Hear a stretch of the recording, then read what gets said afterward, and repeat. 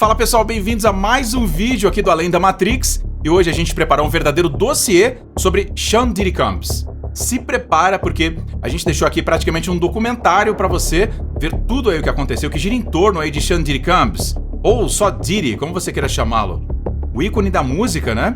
Que viu a sua vida dar uma reviravolta aí sombria. E agora, alguns acreditam que certas ações são realmente irreparáveis. Alguns caras merecem estar na cadeia com base no que fazem e em como fazem. Sabemos que isso é verdade. E é apenas essa situação, cara. Quando eles descobrirem todos os fatos, ele pode acabar merecendo ir pra cadeia, mano. E isso não é culpa minha, não é culpa da... A Cassie está fazendo. Isso é ele quem está fazendo e é um comportamento aprendido com as pessoas que o mentoraram. Depois desse estilo de vida luxuoso, né, que ele tinha, a realidade do Diddy mudou drasticamente. Mas como é que ele chegou nesse ponto? Fique ligado então para você descobrir todos os detalhes agora aqui. Vamos lá. De viver uma vida de luxo invejada por muitos e agora estar atrás das grades, desde setembro de 2024, Diddy viu algumas mudanças significativas de estilo de vida após ser exposto. E agora estamos recebendo relatos de que Diddy está prestes a morrer na prisão, pois ele não está comendo porque acha que a comida pode estar envenenada. Mas antes de discutirmos isso, precisamos falar sobre como ele chegou a este ponto inicialmente. Diddy Sean nasceu em Harlem em 1969. Sua mãe era assistente de ensino e seu pai servia na Força Aérea dos Estados Unidos. Seu pai também tinha ligações com o infame traficante de drogas de Nova York, Frank Lucas, e foi morto a tiros em 1972, quando Sean tinha 2 anos de idade. Sean frequentou a Universidade de Howard, onde se especializou em negócios, mas eventualmente abandonou o curso para seguir uma carreira na música. Em 1990, ele conseguiu um estágio na Uptown Records e rapidamente ascendeu dentro da gravadora. Foi por volta dessa época que sua reputação por organizar grandes festas também surgiu, promovida por Diddy. Ele realizou o evento junto com outro rapper conhecido. Heavy D. Achan não era estranho a dar festas e ainda maiores after parties. Era algo que ele fazia frequentemente no início da década de 1990. Mas, em 1993, Combs foi demitido da Uptown, embora ele tenha começado seu próprio selo, Bad Boy Records. Ele assinou com o então desconhecido rapper Christopher Wallace, o Notorious Big, que logo se tornaria uma das figuras mais icônicas na história do hip-hop, e Combs ganhou significativamente mais fama como resultado. Ele logo adotou a primeira versão de seu nome artístico. Ele escolheu Puff Daddy. E em 1996, começou a gravar para seu próprio álbum de estreia no rap. Seu primeiro single, Can't Nobody Hold Me Down, foi lançado em janeiro de 1997 e foi um grande sucesso. Sean lançou seu segundo single, I'll Be Missing You, com Faith Evans, em maio. E seu álbum de estreia, No Way Out, em julho. O ano não foi totalmente bom, porque em março de 1997, Notorious Big, seu amigo, foi infamemente baleado e morto. O assassinato de Big sem dúvida abalou a comunidade hip-hop e também impactou a carreira de Sean, levando-o ao sucesso mainstream. Ele ganhou o primeiro de seus 3 Grammys em 1998, com o outro vindo 6 anos depois, em 2004. Questões legais envolvendo Diddy vieram à tona.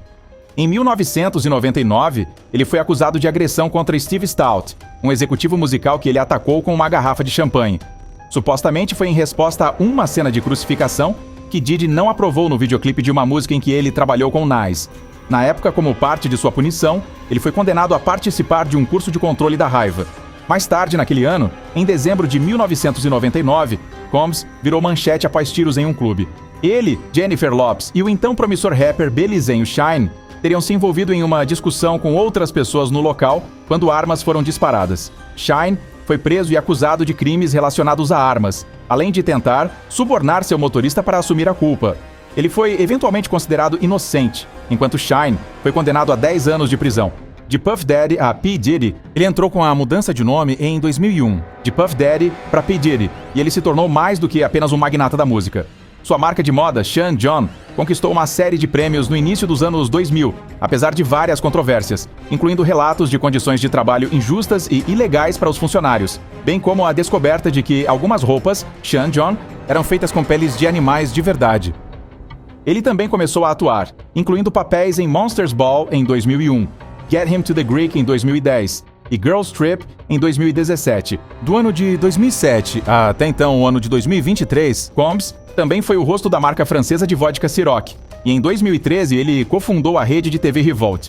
2 anos depois, ele se associou com o ator Mark Wahlberg para comprar uma participação majoritária em uma empresa de bebidas. Notavelmente, após 3 álbuns solo em 4 anos no início do século, seu único outro álbum solo de estúdio foi lançado em 2006, com Press Play, que inclui uma longa lista de artistas de destaque, incluindo Nicole Scherzinger, Christina Aguilera, CeeLo Green e Jamie Foxx. O império de negócios de Diddy também cresceu cada vez mais, mas nos bastidores, sua reputação estava sendo moldada por outros eventos. Veja agora exemplos iniciais de Diddy sendo problemático. No ano de 2001, o apresentador de TV Roger Mills processou Sean, alegando que foi agredido pela equipe de Diddy sob suas ordens após uma pergunta em uma entrevista sobre a morte de Biggie Small. Em 2003, o ex-parceiro de Sean, Kirk Burroughs, também o processou, alegando que Sean ameaçou com violência caso Kirk não transferisse suas ações na Bad Boy Records. Em 2008, Diddy teve que chegar a um acordo fora dos tribunais após mais alegações de que ele teria socado um homem, empurrado uma mulher e cuspido em outra mulher, pouco depois de uma festa pós-Oscar em Los Angeles em 2007. Entre o crescente número de histórias desagradáveis, Sean facilitou outra mudança de nome em 2005, desta vez de P. Diddy para Diddy. Mas isso também gerou alguma controvérsia quando foi legalmente decidido que ele não poderia usar seu novo apelido no Reino Unido, pois já pertencia a um DJ inglês. Em 2015, Diddy foi preso após brigar com o treinador de futebol do seu filho e supostamente ameaçá-lo com um kettlebell, embora as acusações tenham sido eventualmente retiradas. 2 anos depois, sua ex-chefe pessoal, Cindy Rieda, processou-o devido às longas horas e às condições injustas nas quais ela era obrigada a trabalhar. A ação judicial de Cindy também alegou assédio contínuo praticado por Sean e o seu produtor na época. Após isso, em 2019, a ex-namorada de Diddy, Gina Hewan, alegou através do YouTube que ele havia tentado pagar para que ela fizesse um aborto e que no passado ele havia agredido e pisoteado seu estômago. Apesar de todas essas situações, parecia que no ano de 2023, Sean estava fazendo um retorno à música com o lançamento de seu 5º álbum de estúdio, The Love Album Off the Grid. Ele novamente incluiu muitos artistas conhecidos, como John Legend, Justin Bieber e The Weeknd, mas não alcançou um sucesso crítico ou comercial comparável. Diddy também foi nomeado o ícone global daquele ano do MTV Video Music Awards do ano de 2023. No entanto, apenas semanas depois, os processos que agora definem seu legado começaram a surgir. O processo de Cassie contra Diddy. Cassie processou Diddy em um tribunal federal em 16 de novembro de 2023, acusando o ícone do hip-hop de agressão sexual e um padrão de abuso que durou uma década, começando quando ela tinha 19 anos de idade. A cantora de R&B, que uma vez foi contratada pela gravadora de Diddy, alega tráfico, agressão, violência de gênero, entre outras causas de ação. Cassie buscou uma quantia não especificada em danos compensatórios. O processo nomeou Diddy e suas entidades empresariais associadas, Bad Boy Entertainment, Bad Boy Records, Epic Records, Combs Enterprises e Docker, apontando para uma cumplicidade generalizada nas alegações. O processo afirma que o comportamento controlador dele começou quando ela o conheceu em 2005. Após assinar um contrato com a gravadora de Diddy no ano seguinte, ele supostamente exerceu controle total sobre a vida dela, incluindo seu apartamento, carro, roupas e até mesmo seus registros médicos, para mantê-la sob seu domínio. O processo alega que aqueles próximos ao fundador da Bad Boy Records fecharam os olhos para o abuso. De acordo com a ação, ele chegou ao ponto de mirar no rapper Kid Cudi, que namorou brevemente Cassie em 2011 durante uma fase difícil no relacionamento de Diddy e Cassie, segundo ela alega. A ação judicial alega várias instâncias de abuso cometidas por Diddy, incluindo agressão sexual, agressão física e atos forçados com prostitutos masculinos. No documento, Cassie descreve o magnata, chefe de sua antiga gravadora e então parceiro romântico, como um abusador clássico, atraindo-a para o que ela inicialmente percebia como um relacionamento paternal e protetor, apenas para descobrir-se em um relacionamento desigual e violento. Diddy, por muito tempo, a manteve em controle com suas supostas táticas de intimidação, que consistiu em colocar uma criança numa varanda no 17º andar de um prédio e pedir para ela carregar sua arma na bolsa. A ação judicial continuou afirmando que não havia uma razão clara para Diddy exigir que ela segurasse suas armas, exceto para reforçar à sua jovem namorada que ele era violento, poderoso e perigoso. Além das alegações sobre armas, Cassie apresentou outras acusações importantes em seu processo de 35 páginas. Ela afirmou que Diddy a agrediu às vezes de forma tão severa que ela teve que se esconder em hotéis por dias, esperando que os hematomas cicatrizassem.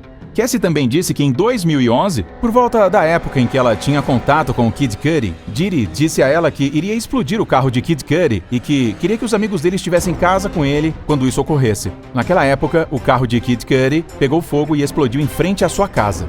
Cassie, no entanto, nunca foi à polícia por medo de que isso apenas desse a Diddy outra desculpa para feri-la. Diddy negou essas alegações. De acordo com o processo, Cassie sofreu perda de memória devido ao uso excessivo de substâncias e ideação suicida durante seu relacionamento com Diddy. Os documentos do tribunal também citam um caso em que os resultados de uma ressonância magnética foram diretamente para Diddy. Em outra parte do processo, Cassie alega que Diddy a forçou a participar de freak-offs, ou seja, um arranjo em que ela não tinha escolha, a não ser planejar e se envolver em atos grotescos com homens garotos de programa enquanto ele se masturbava. Os encontros continuaram por anos em hotéis de luxo pelo país e às vezes ocorriam até uma vez por semana, segundo o processo. Diddy tirava fotos e filmava os encontros. Cassie apagava os vídeos gravados em seu telefone, mas sem sucesso, pois em uma ocasião foi forçada a assistir a uma filmagem em um voo que pensava ter eliminado. O caso foi resolvido em um dia, mas os problemas de Diddy estavam apenas começando. Mais vítimas contra Diddy. No dia 23 de novembro de 2023, uma mulher chamada Joy Dickerson Neal alegou em um processo judicial que Sean a drogou, a agrediu sexualmente e gravou secretamente a agressão enquanto ela era estudante universitária em 1991. Então, no mesmo dia, uma autora anônima acusou Sean e o cantor e compositor Aaron Hall de abuso sexual contra ela e uma amiga, isso na década de 1990, após se encontrarem em um evento da MCA Records, em Nova York. Uma ação que, assim como a queixa de Dickerson Neal, foi apresentada pouco antes do vencimento de uma lei de Nova York que temporariamente permitia processos por alegações de agressão mais antigas que normalmente estariam fora do prazo de prescrição. Diddy foi então atingido por outra ação de agressão sexual em dezembro, que acusou o rapper de drogar e participar da agressão sexual de uma mulher não identificada em 2003, quando ela tinha apenas 17 anos. Em fevereiro de 2024, o produtor Lil Rod processou o rapper em Nova York e alegou que foi submetido a avanços indesejados por associados de Diddy sob sua direção e foi forçado a se envolver em relações com prostitutas contratadas por Diddy.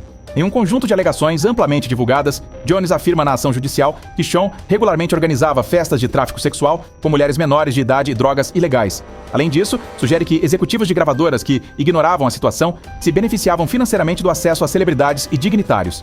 Em março, várias propriedades de Sean foram invadidas pela polícia e as autoridades teriam apreendido diversos itens, incluindo computadores. Durante as buscas, as autoridades apreenderam entorpecentes, vídeos das performances e mais de 1.000 frascos de óleo de bebê e lubrificantes, de acordo com os promotores.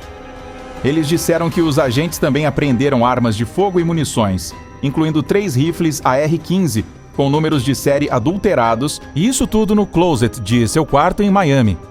No mês seguinte, Christian, filho de Diddy, foi citado ao lado de seu pai em outra ação judicial alegando AS, bem como alegações de que Sean tentou encobrir isso, oferecendo dinheiro à vítima. Então, em maio, Cassie se manifestou após a CNN obter um vídeo de 2016 em que Combs a ataca em um corredor de hotel, declarando na manhã de quinta-feira no Instagram que a violência doméstica a quebrou e que ela estará sempre se recuperando de seu passado. Sean pediu desculpas pelo vídeo, mas sem sucesso. Poucos dias depois, a ex-modelo Crystal McKinney entrou com um processo no Tribunal Federal de Manhattan, acusando o rapper de drogá-la e abusá-la em seu estúdio de gravação em Nova York em 2003.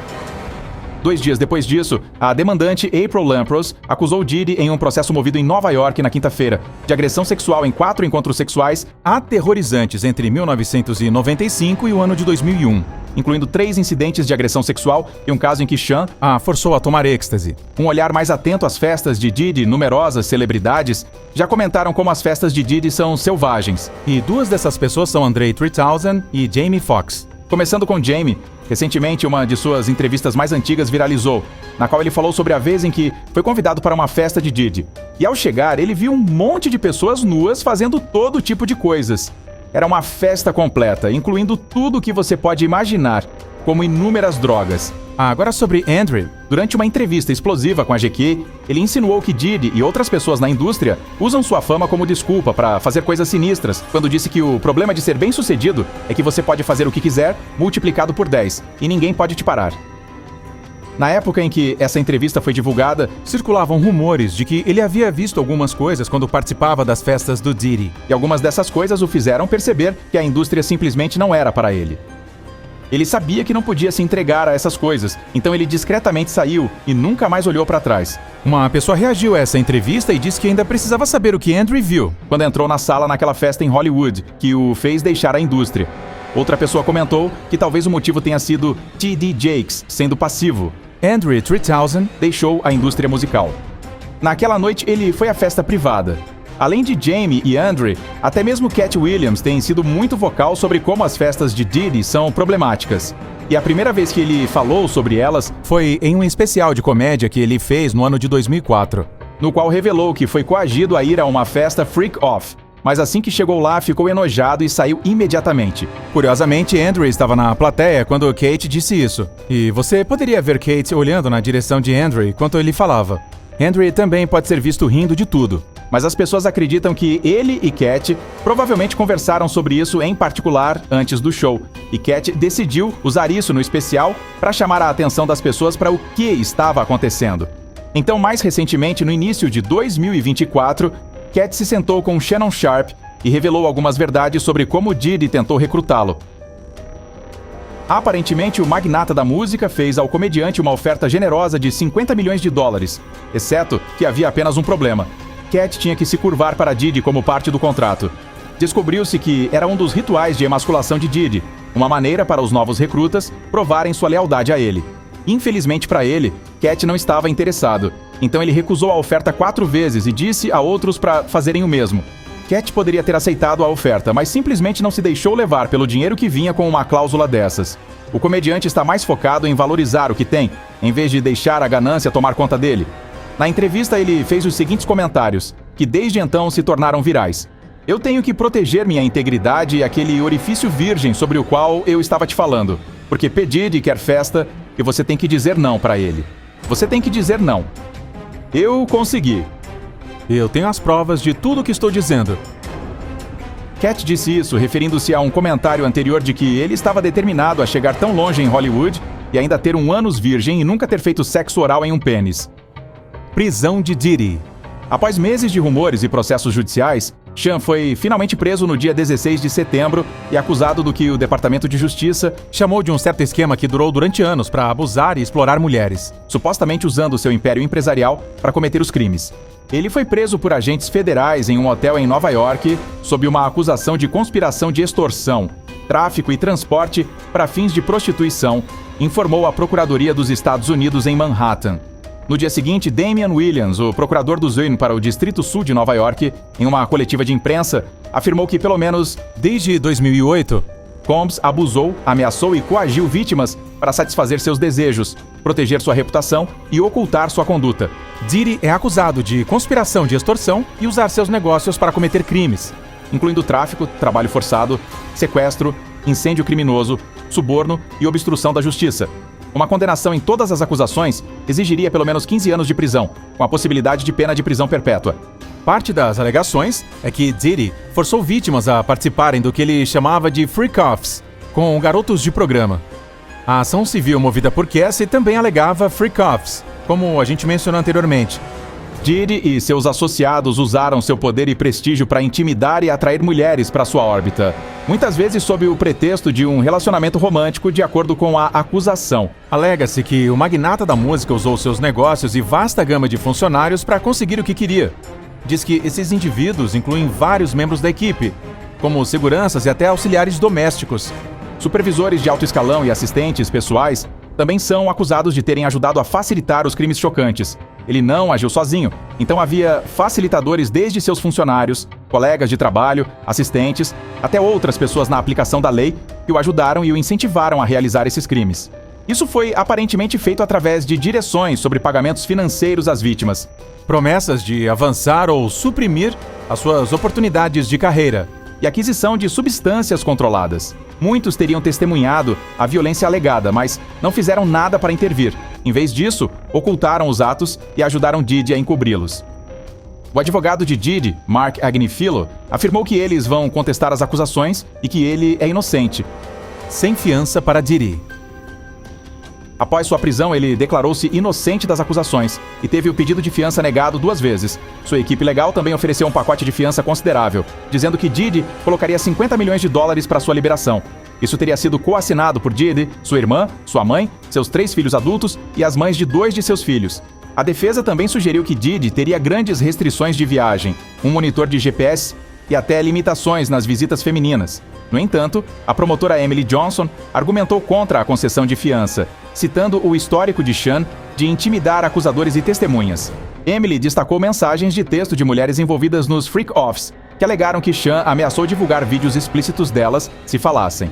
Ela ainda acusou a defesa de Sean de minimizar a gravidade de seu comportamento violento. No final das contas, o juiz distrital dos Estados Unidos, Andrew L. Carter, negou a fiança, afirmando que a acusação havia fornecido provas claras e convincentes de que nenhuma condição poderia garantir a segurança da comunidade ou impedir Sean de interferir com as testemunhas. Isso significava que Diddy foi enviado para a prisão, especificamente para o Centro de Detenção Metropolitana no Brooklyn. O MDC, conhecido por suas condições severas, tem sido comparado ao inferno na Terra por presidiários e profissionais jurídicos. No entanto, no dia 30 de setembro, foi reportado que o magnata da Bad Boy Records está buscando um julgamento do Tribunal de Apelações e reverter essa decisão do juiz, Andrew L. Carter Jr., de 18 de setembro, de negar seu pedido de liberação da prisão sob condições que incluíam uma fiança de $50 milhões. A vida de Diddy na cadeia. Quando Diddy foi inicialmente admitido, ele foi colocado sob vigilância de suicídio. Desde então, foi relatado que ele saiu dessa condição e foi transferido para a custódia protetora. De acordo com o Departamento Federal de Prisões, a prisão frequentemente referida apenas como MDC abriga atualmente 1.218 presos de ambos os gêneros. Mas, segundo a equipe jurídica de Diddy, a prisão é notoriamente perigosa e em péssimas condições. O advogado de Diddy, Mark Agnifilo, argumenta que há problemas graves na prisão, citando violência, condições precárias, superlotação e problemas de pessoal. Segundo fontes, as celas lá são sem cor e também são pequenas. E a prisão é notoriamente ruim na escala de qualidade de vida. Mark também afirmou que, pelo que lhe contaram, a comida é intragável e o local é violento. Por isso, ele está preocupado que alguém como Diddy possa ser alvo de ações violentas, algo que ele disse que não pode deixar acontecer. Ele também citou algumas estatísticas alarmantes. 2 detentos foram mortos no MDC desde junho de 2024, e pelo menos 4 detentos morreram por suicídio entre 2021 e setembro de 2024. Além disso, 6 membros da equipe foram acusados de atividade criminosa nos últimos 5 anos. Ex-detentos também já falaram sobre o lugar, com um deles chamando-o de terrível e horrível. O ex-detento acrescentou que não há circulação de ar e a comida é uma gororoba. Além disso, a viúva de um ex-detento que morreu na prisão chamou o MDC de nojento e disse que há ratos correndo por lá. O consultor prisional Sam Mangle acrescentou que é um verdadeiro inferno lá e disse que o MDC é provavelmente o pior centro de detenção federal do país. Além disso, dizem que são realizadas revistas pessoais regulares, o acesso ao banho para os detentos é limitado e há pouco contato com entes queridos, família e amigos. De acordo com fontes, os detentos recebem uma chamada de despertar todos os dias às 6 horas da manhã e têm algum acesso para comprar itens na cantina. De acordo com o advogado de defesa criminal Imran Ansari, os relatos de que a instalação é algo menos que desejável são 100% precisos. Ele observou que houve muitos relatos de que está abaixo dos padrões em termos de condições carcerárias. E, claro, uma prisão não é um lugar que se espera ser confortável, mas Imran disse que eles têm que fornecer os direitos humanos básicos aos detentos. A equipe de Diddy quer transferi-lo para uma prisão diferente em Nova Jersey, mas o juiz Carter diz que cabe ao Departamento Federal de Prisões tomar essa decisão. Então, por enquanto, MDC é o que Diddy chama de casa. É normalmente onde os réus são mantidos após sua prisão e enquanto aguardam julgamento, seja em Manhattan ou Brooklyn. Mas os problemas no MDC são tão graves que alguns juízes até se recusam a enviar réus para lá.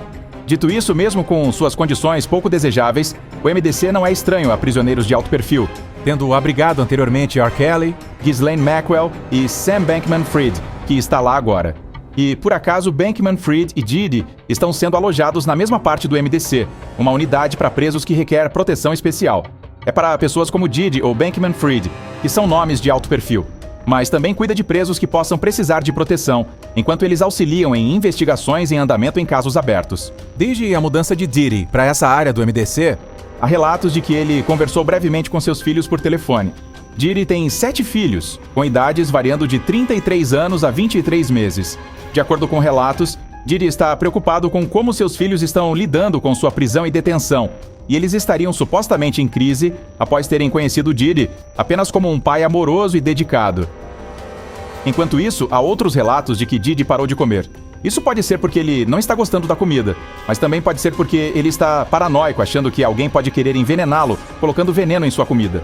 No entanto, outra fonte afirma que Didi não tem medo de outros presos lhe darem uma maçã envenenada na prisão. Uma fonte próxima a Didi diz que os relatos de que ele tem medo de comer são infundados. Ele está comendo a comida normal da prisão como qualquer outro detento e que o magnata da música não recebe nenhum tratamento especial. Embora nos digam que ele não está paranoico na prisão, muitos acham que ele tem motivos para estar. Até seu antigo inimigo, Suge Knight, diz que ele deve ficar atento porque outros detentos provavelmente estão conspirando contra ele. Mas há um outro relato conflitante que afirma que Didi está recebendo vários privilégios especiais que têm levantado suspeitas tanto dentro quanto fora das paredes da prisão.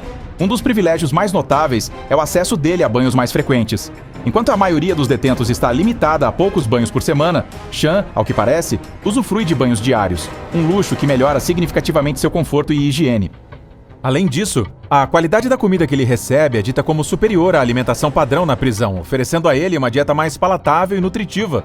E como mencionamos anteriormente, ele está sendo mantido em uma unidade de proteção especial, projetada para réus de alto perfil. Esta unidade oferece medidas aprimoradas para garantir a sua segurança, o protegendo de potenciais ameaças colocadas por outros detentos. A unidade de proteção especial é uma prática comum para celebridades e indivíduos de alto perfil para evitar qualquer dano que possa acontecer devido à sua fama. Vídeos assustadores que ressurgiram. À luz de todas as acusações de sua prisão, inúmeros clipes antigos de Didi e outros estão circulando nas redes sociais. E com todo o conhecimento que temos agora, todos eles parecem muito preocupantes e assustadores. Por exemplo, seus comentários no programa do Conan O'Brien, em 2002. A entrevista mostra Sean dando dicas de como dar festas para Conan, dizendo que são necessárias mulheres bonitas e homens bonitos para as damas. Depois ele acrescentou que os anfitriões devem fornecer álcool e água, especialmente para as mulheres, porque, segundo ele, se você não tiver o que elas precisam, elas vão embora.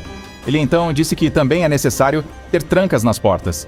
Foi nesse momento que Conan percebeu que algo estava estranho, levando-o a dizer que tudo isso parecia meio perigoso. Depois, há o clipe dele com Mike Tyson no programa Keenen Ivory Wayans. No passado, se você tivesse P. Diddy e Mike Tyson na mesma sala, provavelmente ficaríamos mais intimidados pelo ex-campeão dos pesos pesados. Agora, estaríamos mais preocupados com o bem-estar de Mike. Em 1998, os dois apareceram no Top Show de curta duração de Keenen.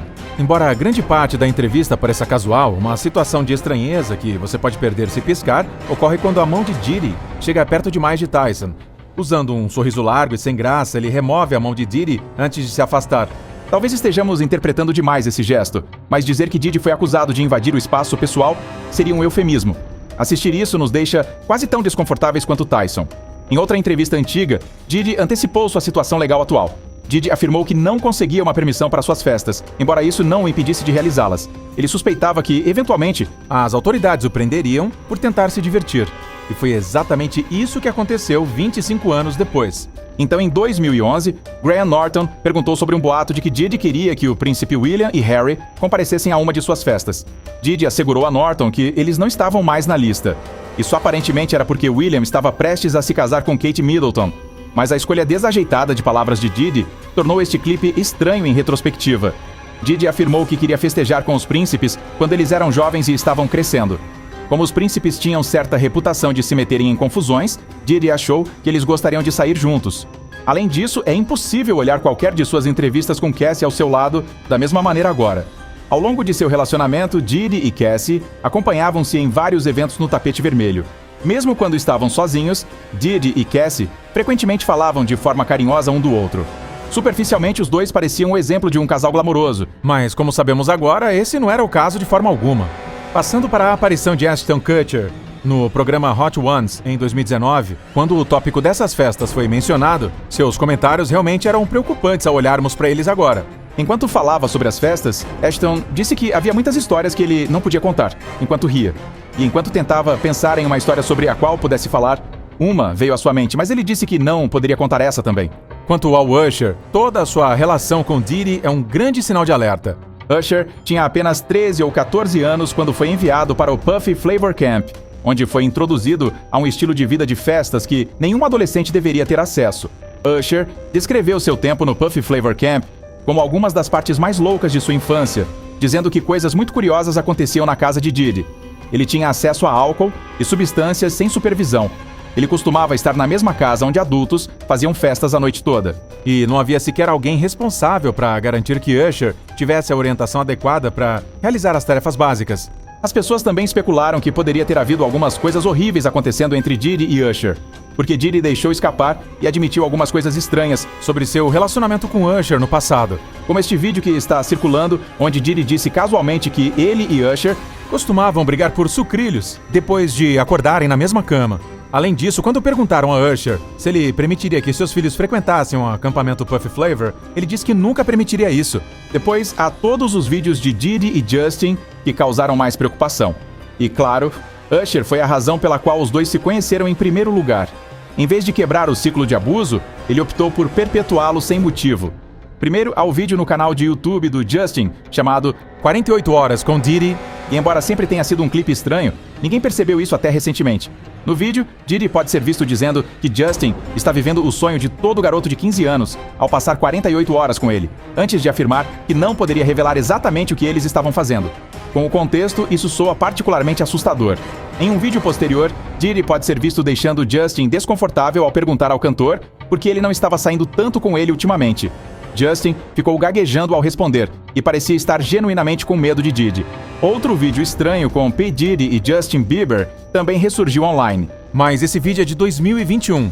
O clipe atraiu significativa atenção dos fãs de Justin, que expressaram uma preocupação crescente por ele. Diddy e Bieber se cumprimentam com expressões sérias. Eles batem as mãos e se puxam para um tapinha amigável, mas vários comentaristas observaram que Diddy repetidamente toca as costas, o torso e o peito de Bieber, com uma pessoa especulando que parecia que o rapper estava procurando por algo. Embora este vídeo possa parecer mais perturbador dadas as alegações recentes contra Diddy, ele pode simplesmente representar uma interação física amigável. Mas todos estão apenas assumindo o pior por causa do passado de Diddy. Apesar de ser uma das pessoas mais influentes da indústria, Diddy finalmente está atrás das grades, e o karma parece estar o alcançando. Agora que todos sabemos que tipo de homem ele é impossível sentir qualquer simpatia por ele, não importa quão duras sejam as condições na prisão para ele. E você, o que acha aí de toda essa situação do Diddy? Deixa a gente saber aí nos comentários abaixo. Se você ainda não fez isso, se inscreva aqui no canal, compartilhe esse vídeo com seus amigos, deixe seu like se você curtiu e até o próximo vídeo aqui no Além da Matrix. Valeu, tchau, fui!